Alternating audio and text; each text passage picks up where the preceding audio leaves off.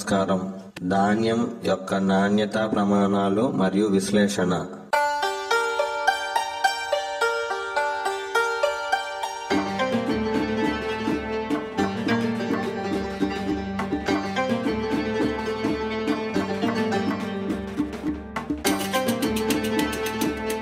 బియ్యపు గింజ యొక్క పొడవు బై వెడల్పు నిష్పత్తి 2.5 అంతకన్నా ఎక్కువ ఉంటే గ్రేడ్ ఏ రకం, 2.5 కన్నా తక్కువ ఉంటే కామన్ రకం.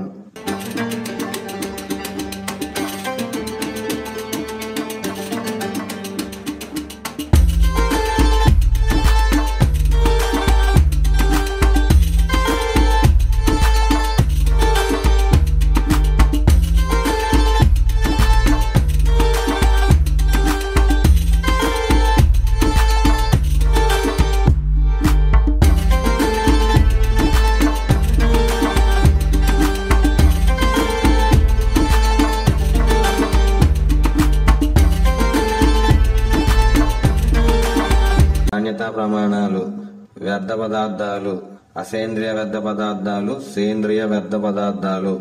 అసేంద్రియ వ్యర్థ పదార్థాలు గరిష్ట పరిమితి 1%. మట్టి, రాళ్లు, ఇసుక. సేంద్రియ వ్యర్థ పదార్థాలు గరిష్ట పరిమితి 1%. గడ్డి, చెత్త, పొట్టు, తాలు, తప్ప. దెబ్బతిన్న, రంగుమారిన, మొలకెత్తిన, పురుగు పట్టిన ధాన్యము గరిష్ట పరిమితి 5%. ఇందులో దెబ్బతిన్న, మొలకెత్తిన, పురుగు పట్టిన ధాన్యం 4% మించకూడదు. సాధారణంగా పంట కోత సమయంలో అకాల వర్షం లేకపోతే దెబ్బతిన్న, రంగుమారిన, మొలకెత్తిన గింజలు ఉండవు. అలాగే పాత ధాన్యపు గింజల్లోని పురుగు పట్టిన ధాన్యపు గింజలు ఉంటాయి. పక్వానికి రాని, కుచించుకుపోయిన, మెలితిరిగిన ధాన్యము గరిష్ట పరిమితి 3%. సరిగ్గా నీరందుక గింజ పూర్తిగా తయారవుతున్న గింజల్ని పక్వానికి రాని గింజలు లేదా పాల గింజలు అంటారు.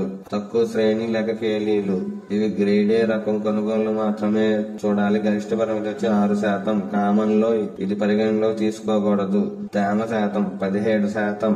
పై తెలుపబడిన నాణ్యతా ప్రమాణాల్లో కొన్ని నాణ్యతా ప్రమాణాలను పరిధి దాటుంటే మెరుగుపరుచుకోవచ్చు, కొన్నిటిని మెరుగుపరుచుకోలేము.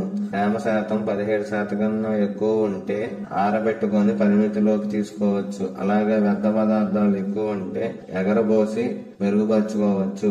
పక్వానికి రాని, కుచించుకుపోయిన, మెలితిరిగిన గింజల్ని పరిమితి దాటి ఉంటే ఎగరబోస్తే ఇవి తక్కువ బరువు ఉండడం చేత పరిమితిలోకి తీసుకురావచ్చు. దెబ్బతిన్న, రంగుమారిన, మొలకెత్తిన, పురుగు పట్టిన ధాన్యపు గింజలు మరియు కేలీలని తగ్గించలేము. విశ్లేషణ: ముందుగా సుమారు 2.5 కేజీల ధాన్యాన్ని రాశిలో నుంచి మధ్యలో మరియు వివిధ ప్రదేశాల్లో చేయి జొప్పించి తీసుకోవాలి. ఒకవేళ ధాన్యం సంచుల్లో ఉంటే పోకర్తో ప్రతి సంచి నుండి శాంపిల్ తీసుకోవాలి. ఈ 2.5 కేజీల శాంపిల్ ని బాగా కలిపి తేమ శాతం చూడాలి.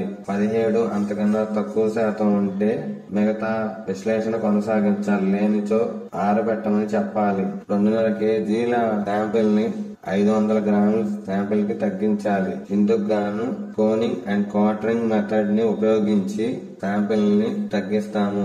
కోనింగ్ అండ్ క్వార్టరింగ్ మెథడ్ అనగా ముందుగా శాంపిల్ ని కుప్పగా పోసి చదరంగా వృత్తాకారంలో పరుచుకోవాలి.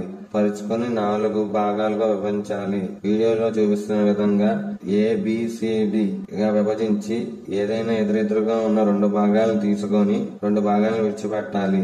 అనగా AD గాని BC గాని తీసుకుంటాము. అట్లా సుమారు 500 గ్రాములు వచ్చే వరకు తీసుకోవాలి. తర్వాత 500 గ్రాముల్లోంచి వ్యర్థ పదార్థాలు వేరు చేయాలి. వ్యర్థ పదార్థాలు తీసిన తర్వాత ఈ 500 గ్రాములని చదరంగా వృత్తాకారంలో పరుచుకొని కూప్ తో 9 చోట్ల శాంపిల్ 25 గ్రాములు తీయాలి.